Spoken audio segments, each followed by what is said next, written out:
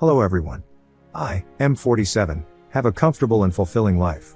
I have a job I truly enjoy, I live in a nice suburb, and am blessed with 3 wonderful children, M8, F6, F4, and a lovely wife, Emily, 45.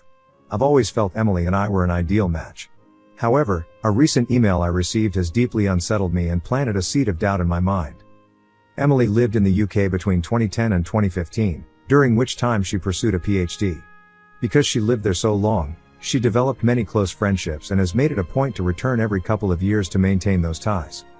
This past August, she traveled to the UK for 3 weeks to attend the wedding of one of her close friends. After some consideration, we agreed that it would be best for me and the children to remain at home, as I could not take that much time away from work, and the children were unlikely to find much enjoyment in such an event. Emily departed, returned as expected, and life returned to normal for us. Last week, I received an email on my work email address. It was supposedly from the wife of Emily's friend, I'll call him Jake, M44. According to this woman, she has a very strong reason to suspect that Jake and Emily engaged in an affair.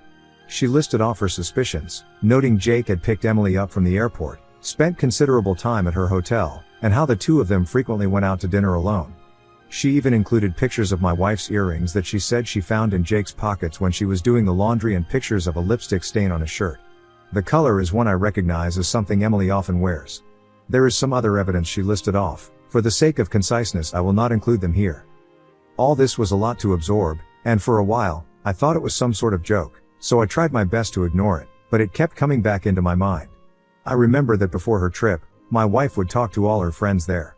I don't know if this email is influencing my memory, but I think she probably spoke with Jake the most. Additionally, I know Emily never liked Jake's wife, though I can't say why. I've never pried into Emily's phone or social media accounts before, but I feel very tempted to now. However, I know I'd feel terrible if I looked and found nothing. Also, if I start acting suspicious, wouldn't she just delete everything out of fear of being found out? I am unsure of how to move forward and would welcome any guidance on handling this. The best I can currently come up with is asking to see her phone immediately after confronting her about it so as to not give her no time to delete anything, though part of me thinks this would upset her and potentially not even show anything.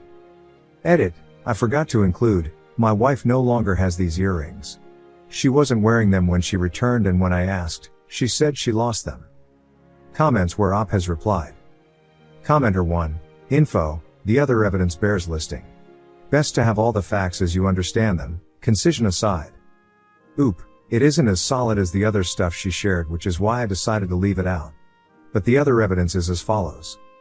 She said that every day Emily was there, Jake would either go see her or talk on the phone with her. She also said that whenever Jake was on the phone with Emily, he'd quickly hang up or leave the room if he noticed her. She mentioned they seemed to not even hide how much physical contact they'd have, as they'd always find an excuse to touch each other. They'd reminisce about old times a lot. She even said the way they would look at each other. Commenter 2. NTA, and show your wife the email from this person and ask the question. Oop, I guess I will, here's hoping it turns out to be nothing. Update 1, October 18, 2024. A few hours after sharing my first post, I confronted Emily. She confirmed my fears. She claims she's in love with Jake and can't live a lie any longer. She still claims to love me and the kids, but says she can't stay with us any longer. According to her, she was waiting for a better time to tell me and the children. Apparently, this has been going on since March, with Jake flying out here occasionally and Emily secretly meeting him. We're getting divorced. Emily is moving to the UK soon. She confirmed that in August, in addition to the wedding, she attended a job interview, and she's set to start around the new year. She's already applied for a British visa. She plans to live with Jake once she moves. As for custody, Emily is voluntarily surrendering her chance of full custody. She doesn't want to uproot the kids, so they'll stay here in Canada with me. There's a part of me that appreciates that decision, but there's also the part that is astonished at how easily she's walking away. She wants to pay child support, but I'd rather raise my children without her financial influence. That said, the court will likely insist on support, regardless of my feelings. Emily is also seeking structured visitation rights, which, given the circumstances, will likely be granted. Based on what I've been told, the court generally leans toward arrangements that allow both parents to maintain relationships with the children, even when one is relocating to a different country. The lawyers are still working out the details, but it seems she'll have visitation during school breaks and holidays, with the possibility of virtual calls in between. I've been keeping things as amicable as possible, and the more cooperative I am, the more Emily seems to agree with my demands. We are also discussing the future of our home. Emily has expressed a desire to sell the property and divide the proceeds. While I am reluctant to part with the family home, it is unlikely I have much of a choice since it was bought during our marriage. For now, our lawyers are still working through the details, and no final decisions have been made. Given the situation, it could be a good while before we reach a resolution. In the meantime, I've been advised not to make any major financial moves. As much as I want to stay here with the children, I know selling is most likely inevitable. As of this writing, Emily is in an Airbnb and Jake has flown here to stay with her. They plan on traveling to the UK at some point in the near future. My lawyer tells me that adultery isn't grounds for special treatment when it comes to custody or property division.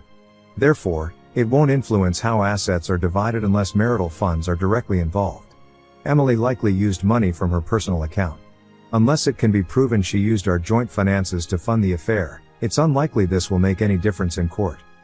I have been in regular communication with Jake's soon-to-be ex-wife, Eleanor, primarily through email, and more recently, we've spoken over the phone a few times. Eleanor apologized, saying she felt guilty for telling me about the affair and worried that if she hadn't, maybe my marriage could have been salvaged. I reassured her that, for me, the gravity of the situation made divorce inevitable, and I'd rather not remain in the dark about something of this significance. She even sent me messages and other evidence of their relationship, but since Emily is openly admitting to the affair, it doesn't really matter in the context of the law. Eleanor has also told me a lot about Jake. Apparently, this is the third time he's cheated on her, and she's had enough. There's no chance of reconciliation this time, she says, and he doesn't seem interested in trying. She mentioned that Jake has zero desire to raise children who are not biologically his, which explains why Emily's not fighting for custody. Eleanor's divorce will most likely be much longer and more drawn out than mine, given that both her and Jake want full custody of their children, and can't agree on several other issues. I haven't had much time to process everything. These past 2 weeks have felt like a blur in every way. But one thing I can say with certainty is that I have nothing left for Emily. Not because she betrayed our marriage, but because of how easily she's walking away from our children. I never thought I could hate someone I once loved so much. It's a strange feeling. The hardest part in all of this is the children. My 2 youngest daughters have started asking why their mother isn't around as much anymore, and it's been very difficult trying to communicate with them about the nature of the situation. My eldest seems to understand a little more and, as a result, he has become quiet and withdrawn. I'm fortunate to have a family that has been incredibly supportive so far. My children have received numerous thoughtful letters from some of their cousins, which I've been reading to them each night. All my siblings have also sent gifts for the kids, and one of my brothers, along with his wife, drove up to visit over the past weekend. My sister-in-law even prepared plenty of food, some of which is still in the freezer. They also kept the children entertained while I met with my lawyer. My other siblings have also offered to come by and look after the kids whenever I need them. Beyond that, my parents have been calling daily to check in on us, and my 78-year-old mother has already made plans to stay with us for 2 weeks in November to help around the house. The collective effort of my family has made this experience much more bearable, and I'm deeply grateful for all their support. To everyone who encouraged me to speak with Emily after my last post, I'm grateful. I was tempted to ignore Eleanor's message, but it kept gnawing at me. Your advice gave me the courage to act. Emily has shown herself to be a liar, and I have no doubt that her idea of a better time was simply when it would cause the least inconvenience for her and Jake. Update 2, November 13, 2024. Think of this less as an update and more as a chance to vent a few things now that I've had more time to process my situation. I know that Emily often traveled back and forth to the UK during our marriage. She claims her affair with Jake only began in March 2024, but I'm convinced she's lying. It's almost certain that this has been going on for years. Given how much she had already prepared by the time I confronted her, it's become clear to me and everyone else that she had been planning this for some time. In fact, within a few short days of our confrontation, she already had certain legal documents prepared. Additionally, Jake arriving in Canada shortly after I confronted Emily, made it clear that they had planned for her to tell me roughly around this date in advance. It makes sense that Emily was well prepared and was just waiting for things to be better lined up for herself. After all, she'd long since applied for her visa, secured a job, secretly appraised her car, our family car, though it was under her name, and sent personal items with Jake to the UK during his secret visits, all right under my oblivious nose. I have a feeling I'm only scratching the surface and have no real idea of how far this actually goes, not that Emily would ever tell me its depth. In addition to all of this, Emily had already been in touch with her lawyer long before I confronted her. Taking all this into account, it's hard not to wonder if she secured her job even earlier than she let on, perhaps to make her actions seem less calculated. Two of Emily's friends have since reached out to express shock and disappointment by her actions. One of them, Janet, mentioned that according to another friend, Emily had been consulting her divorce lawyer as far back as late August or early September, and this other friend also confirmed my suspicion that Emily had been sending some of her belongings to the UK during Jake's visits. I've been losing sleep, replaying the past few months in my mind, maybe driving myself a little crazy, but certain things stand out. For example, when Emily went to the UK in August for the wedding, she was carrying 3 fully loaded suitcases. She told me that they were filled with presents for her friends and I didn't question it, even though it seemed a bit excessive at the time. When I picked her up from the airport after her trip, I noticed the bags were suspiciously light. I can assume that in addition to the job interview she claimed to attend, she transported a bunch of her personal items to the UK, which would explain why since her return, she seemed to have been wearing a smaller selection of her clothing.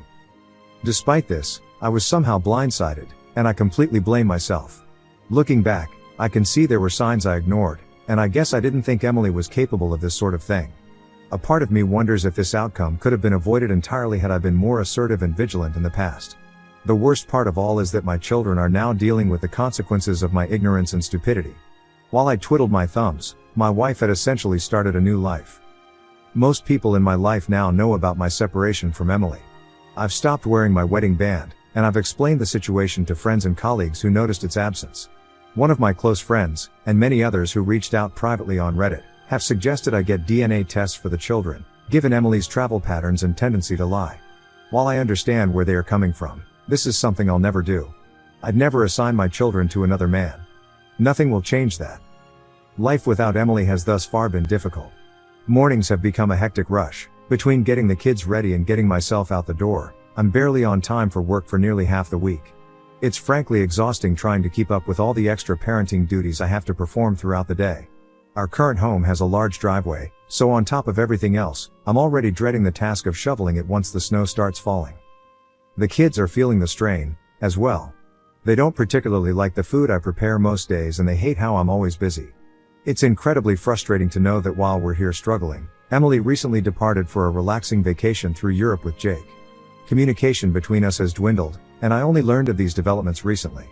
I have no idea if she plans to return to Canada after her vacation or settle directly into what will likely be a very comfortable life in the UK. On a more positive note, I was able to get the kids to see their doctor recently. She gave me a bunch of useful resources and advice. She placed an emphasis on how time and clear communication were the most important factors for their adjustment. While I'm optimistic, I'd be lying if I said I wasn't worried. It's still early, I know, but they remain quite upset about the entire ordeal and act out regularly as a result. It is abundantly clear that they're having a hard time adjusting to our new reality. Throughout all of this, my family has been a tremendous support. My mother arrived as promised early last week, and things have already become significantly easier. The kids enjoy her cooking and spending time with her. Her presence has also freed me to handle other tasks. Whenever the divorce is finalized, I plan to designate my eldest brother and sister-in-law as legal guardians for the children. They live relatively nearby and have already agreed to take on that role if needed, which brings me some peace of mind. However, I highly doubt this will be any time soon given my much busier schedule and Emily dragging her feet before traveling. The whole process is slowed to a snail's pace. One of the hardest aspects of all this has been making decisions about our family home. After considerable thought and speaking it over many times with my family, I'm leaning towards selling at this stage. Emily has already offered me a bit more than half of the proceeds since she sold our SUV right before leaving the country. My lawyer has noted that selling the SUV before we finalized anything was premature on her part, considering I contributed significantly, 40%, to the purchase. He thinks I have strong grounds to seek reimbursement elsewhere in our asset division, which aligns with Emily offering more of the house. Getting more than half seems fair, given that I contributed about 65 to 70% of the down payment and monthly mortgage payments. As I mentioned above, the family SUV was registered in only her name. However, I covered about 40% of its cost, so it's frustrating she sold it unilaterally. As I've learned over the past several weeks, my sedan is too snug for the kids and inconvenient for my mother to duck in and out of when she runs errands. Therefore, I'll need to trade it for something larger. In return, Emily has graciously insisted I keep the furniture and appliances, least she can do, I suppose. As much as part of me would like to stay in our current home, it's probably better for us to move. Part of me hopes this will help us avoid future interference from Emily, though, in reality, she's just as likely to interfere no matter where we are. I've been looking at townhouses closer to my place of work, which would cut down my commute and place us near a well-rated school. However, my sisters brought up that moving the kids now would mean changing schools and losing their friends, which would be yet another big change for them. An alternative option is that we move to a smaller, more manageable house close to our current one. This would reduce my workload and allow the kids to stay at the same school. Regardless of which option we choose, the idea of a new home without Emily's memory is appealing.